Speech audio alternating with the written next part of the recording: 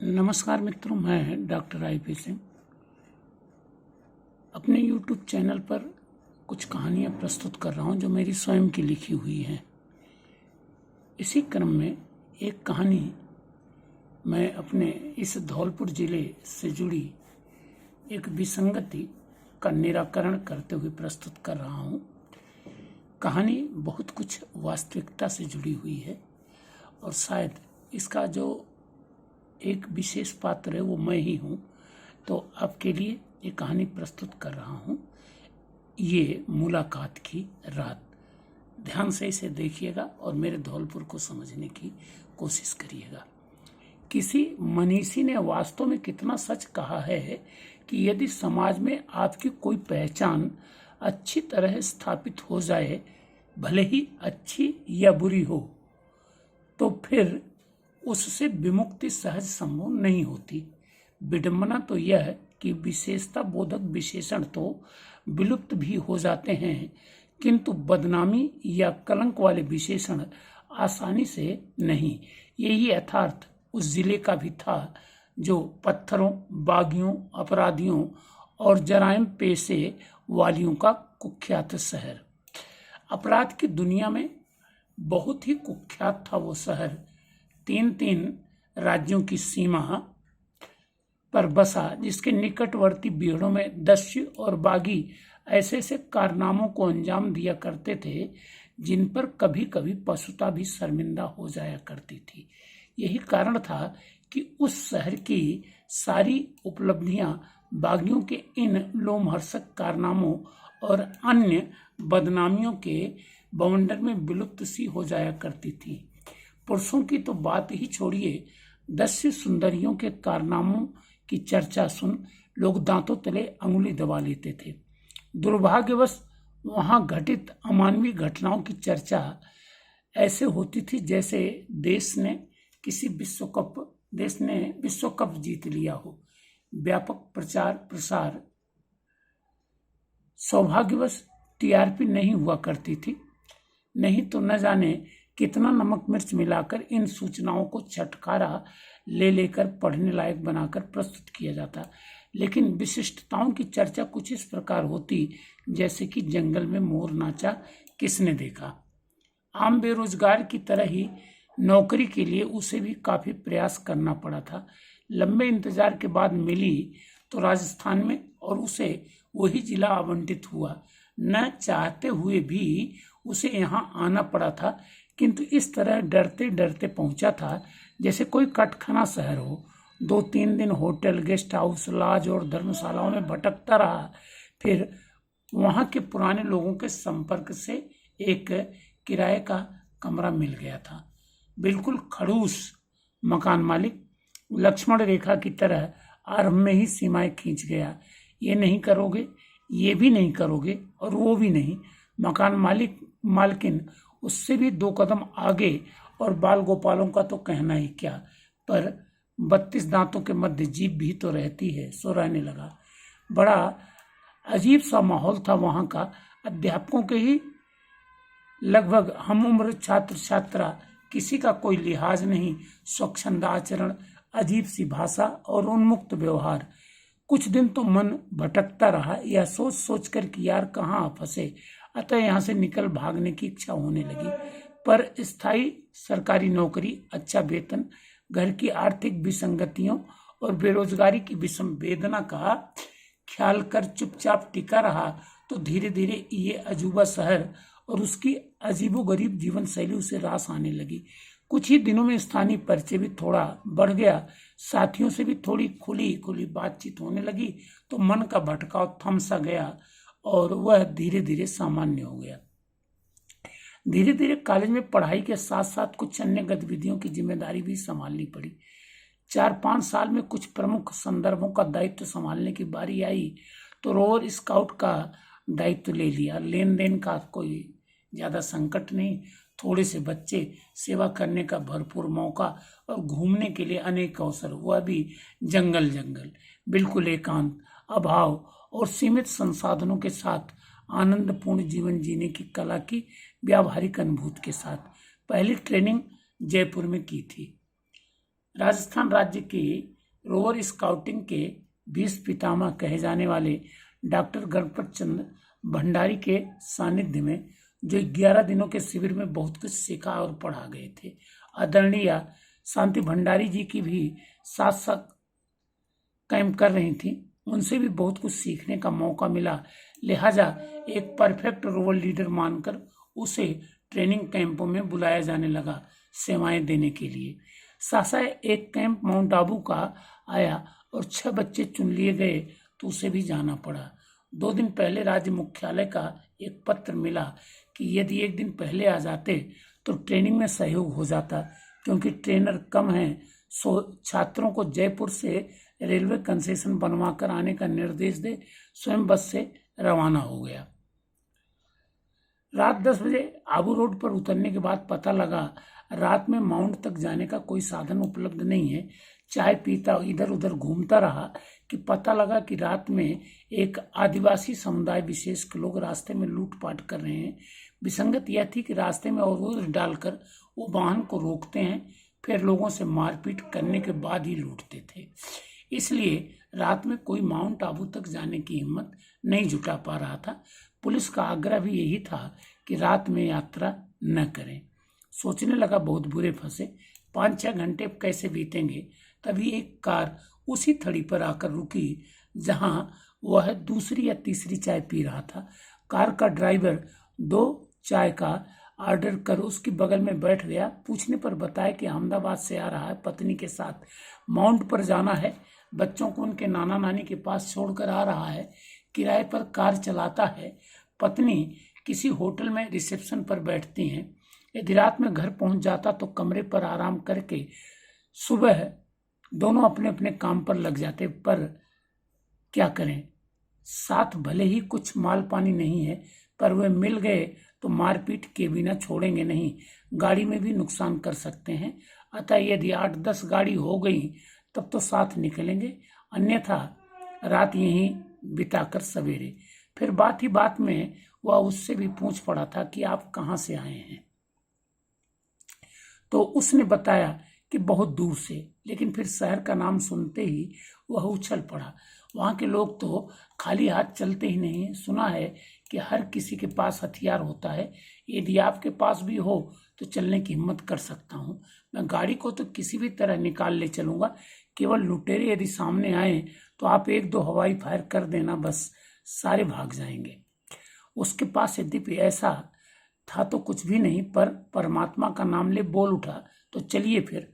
अंदर ये भाव उमड़ाया, हिम्मतें मर्दा मर्दे खुदा। कुछ देर के लिए वह गहरी सोच में डूब गया था।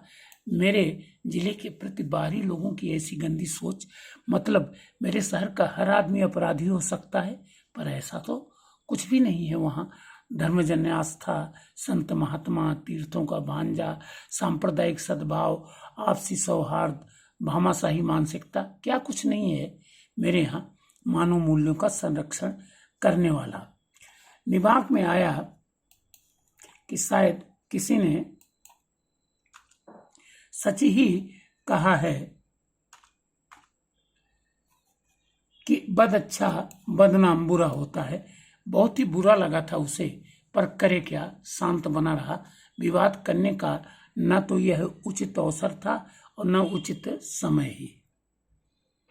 कार के निकट आ ड्राइवर युवक ने गेट खोला और पत्नी से पीछे बैठने को कहा, फिर उसे बगल में बिठाकर चलने के लिए तत्पर। पूरे आत्मविश्वास के साथ एक गहरी सांस छोड़कर वह कुछ बुदबुदाया और फिर कार एक झटके से आगे बढ़ गई। इधर एक तरफ उसे खुशी तो थी कि माउंट पहुंचकर रात्रि विश्राम कर लेगा और सवेरे आराम से शिविर पंजीकरण आदि का कार्य आरंभ कर लेगा, लेकिन दूसरी तरफ भीतर ही भीतर डर भी रहा था कि यदि कहीं कुछ गड़बड़ हुई तो। खैर वही हुआ जो संकट के क्षणों में इस देश वालों के साथ प्राय हुआ करता है। आंखें मूंद कर ईश्वर की शरण में जा पहुंचा, मेरी लाज रखना बजरंगी। सोचता चला जा रहा था कि यदि अचानक कोई आ धमके तो एक सिहरन सी भीतर ही भीतर मचल उठी थी। पर यह तय कर लिया था कि यदि कोई सामने आएगा तो पहले उसे धमकाऊंगा। शायद हमारे शहर की गालियां सुनकर ही भाग खड़े हों, नहीं तो जैसा होगा देखा जाएगा। इधर उसके मन में ऊहापोह चल रहा था और उधर कार तूफानी वेग से चढ़ाई चढ़ती चली जा रही थी।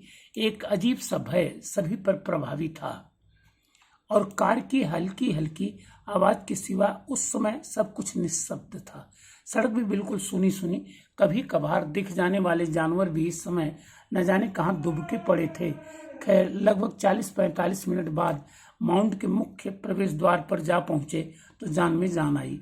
बैरियर के ठीक सामने एक झटके से कार रुक गई थी, लेकिन यहाँ तो सन्नाटा पसरा था पड़ा था और जांच करने वाले चैन की नींद सो रहे थे। कार की लाइट और फिर हॉर्न की आवाज सुनकर वे सभी अकबकाकर चौंक उठे थे। उन्हें विश्वास ही नहीं हो रहा था कि इस समय भी कोई इधर से आने जाने की हिम्मत करेगा। एक दो जग गए तो उन्हें अजीबोगरीब नजरों से देखने लगे, मानो पूछ रहे हो यहाँ तक सकुशल आ कैसे गए तुम लोग। उन्हें और उनकी कार को सुरक्षित देख उन्हें अपनी आंखों पर विश्वास नहीं हो रहा था। तभी ड्राइवर युवक ने कुछ फुसफुसाकर कहा था उनके कानों में। फिर वे लोग उसकी तरफ नजरें गड़ाकर देखने लगे थे, मानो उन्हें विश्वास होने लगा था कि उस शहर का आदमी ऐसी बातों से कभी भी डरता नहीं, क्योंकि बहादुर होता है वो। खैर एंट्री कराकर वो वापस आया और बैरियर खोलते ही कार आगे बढ़ा दी। बड़े सम्मान के साथ बोला, साहब आपके कारण सकुशल आ गए, अन्यथा रात वहीं काटनी पड़ती। 5 बजे के बाद चलता तो 6 बजे तक यहाँ आ पाता, फिर नहा धोकर नंबर लगाता, पता नहीं तब कोई सवारी मिलती भी या नहीं। अब आराम से सवेरे सवेरे नंबर लगा दूंगा, ये भी अपनी ड्यूटी पर समय से पहुंच जाएंगी। 4 पैसे कमाने के लिए ही तो कलेजे के टुकड़ों को वहां छोड़कर आए हैं। बड़ी गहरी निश्वास थी उसकी, यह एहसास कराती हुई कि कभी कभी अपेक्षाएं संवेदन शून्य बन अपनी पूर्ति कराया करती हैं और इंसान उनके हाथों की कठपुतली मात्र बनकर रह जाता है। रात 11 साढ़े 11 बजने को थे, पर माउंट अभी सोया नहीं था। होटलों में शायद रेव पार्टियां चल रही थी। कुछ नवविवाहित जोड़े इधर उधर टहल घूमकर रोमांस कर रहे थे। मनमौजी लोगों की अपनी अलग उछल कूद चल रही थी। पिछले साल के नवगठित जोड़े इस बार बच्चा गाड़ी के साथ मंद गति से गतिमान थे। और भी बहुत कुछ दृश्यमान था। नाश्ते खाने के होटलों, रेस्टोरेंटों, फैंसी सामान की दुकानों पर अभी भी अच्छी खासी भीड़ थी। युवक ड्राइवर मुदित था। एक परिचित दुकान पर कार रोककर उन्हें चाय पिलाई थी और इन्हीं 10-5 मिनट में उन्हें एक दूसरे का मित्रवत परिचय अच्छी तरह मिल गया था। अहमदाबाद का रहने वाला है, पत्नी भी वहीं की है, पेशा ड्राइवर का है। माउंट में पत्नी के कोई रिश्तेदार हैं, होटल चलाते हैं, सो उसे रिसेप्शन पर रख लिया है। क्योंकि उसे अंग्रेजी और गुजराती भाषा का अच्छा ज्ञान है और वो भी उनके साथ आकर यहीं एक ट्रेवल एजेंसी से जुड़कर किराए पर कार चलाने लगा है। कार लोन पर थी, पर अब अपनी हो गई है। ठीक ठाक कमा लेते हैं दोनों, पर बच्चे अभी छोटे हैं, एक 5 साल का, दूसरा 3 साल का। बड़ी परेशानी होती थी उनको संभालने में। नाना नानी अकेले रहते हैं, सो उनके पास छोड़ आए हैं ताकि सीजन में ढंग से कमाई कर लें, क्योंकि अभी उन्हें अपना खुद का मकान भी लेना है। इस समय गुजराती जोड़े बहुत आ रहे हैं, वे दिल खोलकर खर्च करते हैं, अच्छी ट्रिप मिल जाती है। इधर अपना परिचय देते हुए इसने बताया था कि मैं उस बदनाम जिले से जरूर हूँ, पर जैसी उसकी छवि चर्चा में है वो वैसा बिल्कुल ही नहीं है। वहाँ भी इंसान और इंसानियत बसती है। उसके पास ऐसा कोई हथियार नहीं है जैसा कि उन लोगों ने सोच लिया था। यहाँ गोल्फ कोर्ट पर रोवर स्काउटिंग का कैंप करने आया है, सो कल सवेरे से आरंभ होगा। आगे उसने बताया था कि वास्तव में संतों की नगरी है वो, पर बद अच्छा बदनाम बुरा की विसंगति को झेल रही है। पर आपके कारण हम सकुशल आ तो गए न।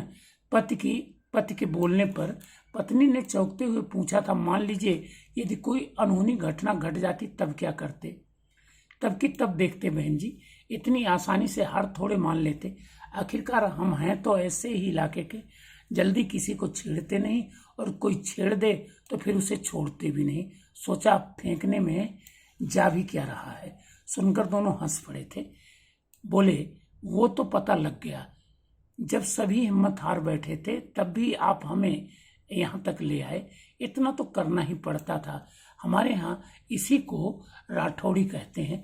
वैसे कुछ करने से पहले सामने वाले को आंक अवश्य लेना चाहिए। वही तो वो बोला था, देखा किसी की हिम्मत आने की पड़ी क्या।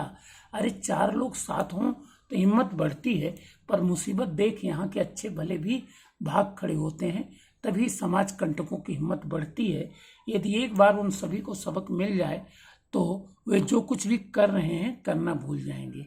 एक बार अपने यहाँ के लोगों को बुलवाकर सबक सिखा दो इन सबको, उसकी पत्नी ने कहा तो दोनों हंस पड़े।